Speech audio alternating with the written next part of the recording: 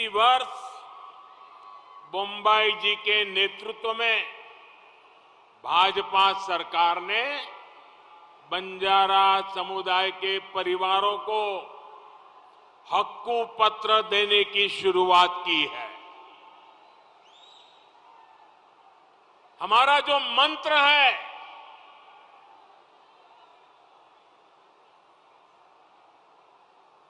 दलित हो, आदिवासी हो, वनवासी हो,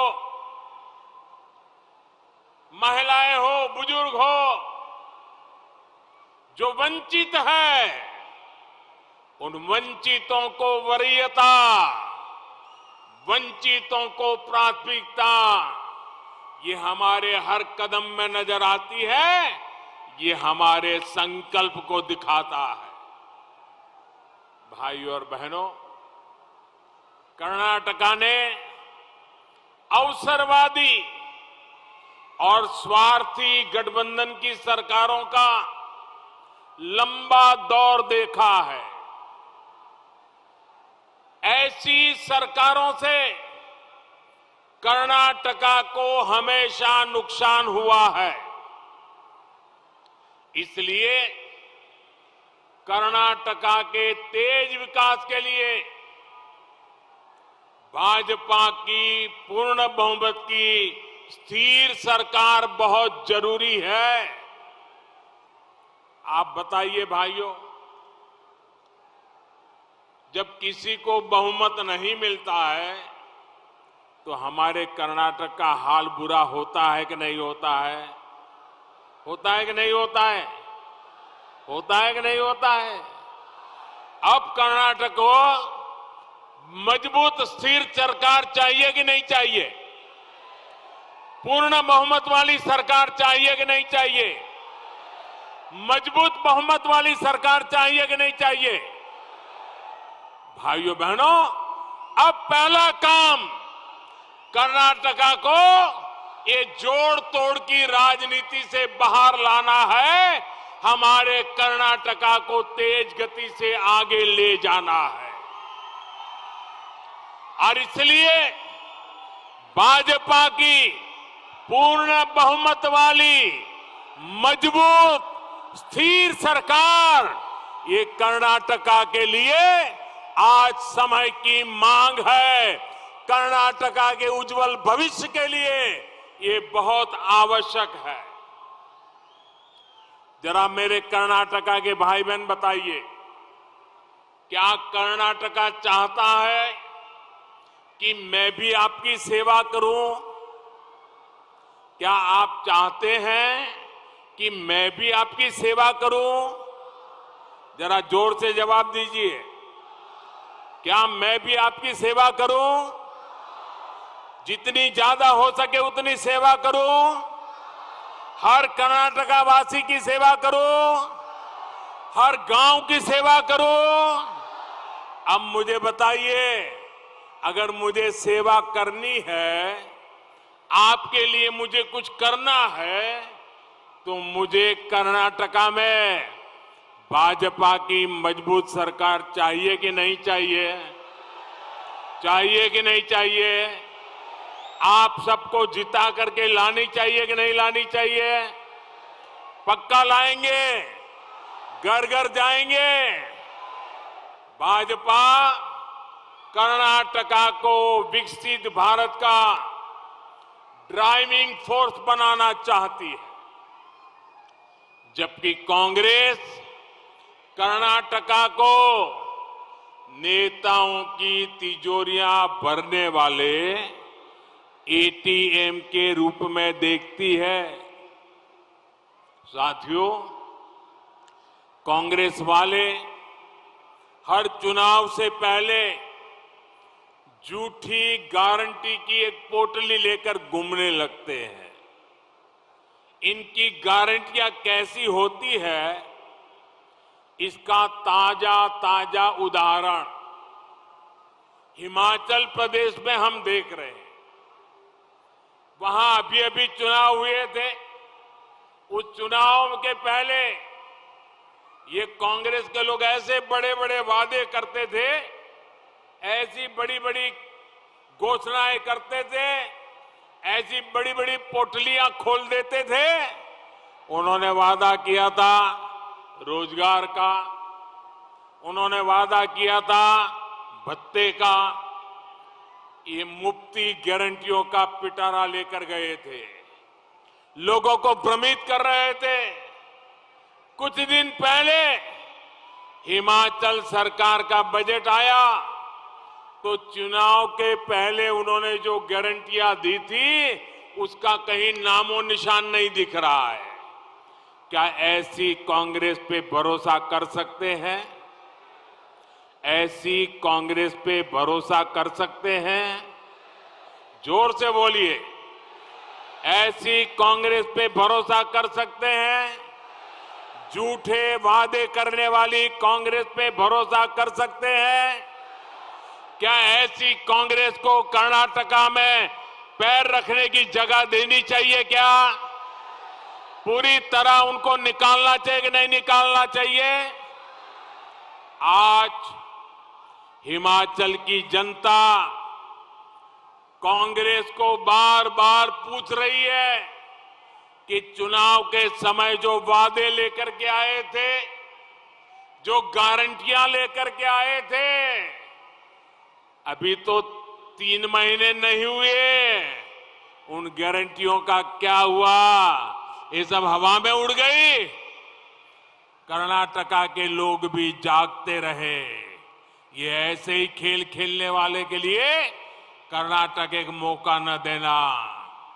कांग्रेस ऐसे ही जनता को धोखा देने में माहिर है। साथियों, आज कांग्रेस के पास देश के लिए, कर्नाटका के लिए कोई भी पॉजिटिव एजेंडा नहीं है। इसलिए कांग्रेस सपना देख रही है और आपने सुना होगा क्या सपना देख रही है। जो लोग हिंदी समझते हैं उनको बराबर समझ आएगा। मैं बताता हूं कांग्रेस वाले क्या सपना देखते हैं और कभी कभी पब्लिकली बोलते भी है। कांग्रेस वाले कहते हैं मोदी तेरी कब्र खुदेगी। ये कांग्रेस वाले कहते हैं मोदी तेरी कब्र खुदेगी, लेकिन ये कांग्रेस के लोगों को पता नहीं कि कर्नाटका के लोगों ने संकल्प ले लिया है। अगर उनका संकल्प है मोदी तेरी कब्र खुदेगी, तो कर्नाटका का सपना है मोदी तेरा कमल खिलेगा, मोदी तेरा कमल खिलेगा, मोदी तेरा कमल खिलेगा।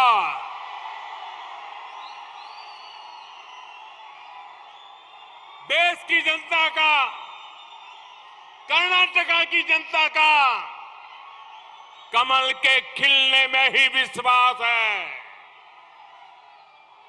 मेरे कर्नाटका के भाइयों बहनों, कमल में समृद्धि का, संपन्नता का, निवेश का, आगे बढ़ने का एक जबरदस्त विश्वास है। दुनिया आज भारत की तरफ देख रही है और भारत हमारे कर्नाटका की तरफ देख रहा है। कर्नाटका में वैश्विक निवेश को आकर्षित करने वाले बेंगलुरु जैसे अनेक हब बने, ये भाजपा का विजन है। इसलिए कोरोना काल में भी विदेशी निवेश के मामले में ये हमारा कर्नाटका प्रांत अग्रणी रहा है और इसके लिए मैं मुख्यमंत्री जी और उनकी पूरी टीम को बधाई देता हूं। भाइयों बहनों, ये दावणगेरे, टेक्सटाइल का हब है। केंद्र सरकार देश भर में 7 मेगा टेक्सटाइल पार्क बनाने वाली है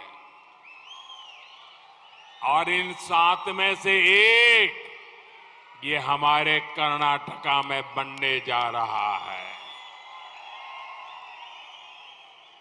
कल ही हुबली धारवाड़ में इलेक्ट्रॉनिक मैन्युफैक्चरिंग क्लस्टर प्रोजेक्ट के लिए भी केंद्र सरकार ने स्वीकृति दी है। इससे भी हजारों नए रोजगार बनेंगे।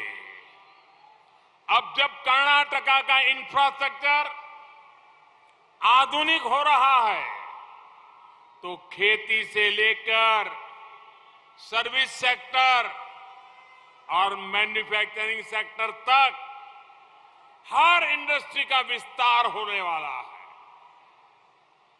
ट्रेडिशन और टेक्नोलॉजी से समृद्ध कर्नाटका में भाजपा सरकार की वजह से युवाओं के लिए अनंत अवसर बन रहे हैं। विकसित कर्नाटका के लिए यहां पूर्ण बहुमत वाली भाजपा सरकार बहुत जरूरी है।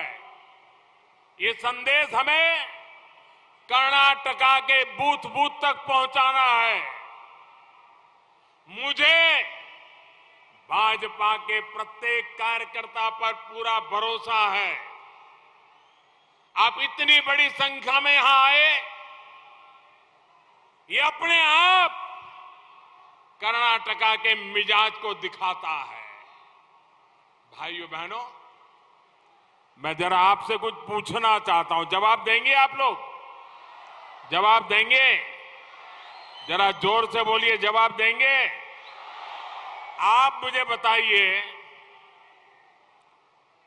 आज पूरी दुनिया में हिंदुस्तान के नाम की गूंज है कि नहीं है? हिंदुस्तान का जय जयकार हो रहा है कि नहीं हो रहा है? अमेरिका में भी हो रहा है कि नहीं हो रहा है? जर्मनी में भी हो रहा है कि नहीं हो रहा है? फ्रांस में भी हो रहा है कि नहीं हो रहा है? अफ्रीका में भी हो रहा है कि नहीं हो रहा है? सिंगापुर में भी हो रहा है कि नहीं हो रहा है? इंडोनेशिया में हो रहा है कि नहीं हो रहा है? जापान में हो रहा है कि नहीं हो रहा है? चारों तरफ हो रहा है ना? क्या कारण है? क्या कारण है? ये दुनिया में डंका बज रहा है, क्या कारण है? जरा सब बताइए, क्या कारण है? आपका जवाब गलत निकला। आपका जवाब गलत निकला।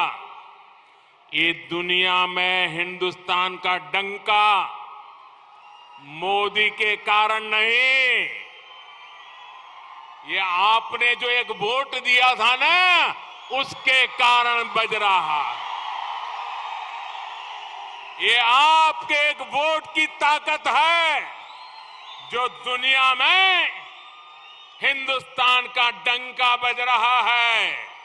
भाइयों बहनों, हमें कर्नाटका का जो डंका है ना, वो भी अब जोरों से बजाना है और इसलिए आपके वोट की ताकत कर्नाटका को दुनिया भर में मशहूर कर देगी।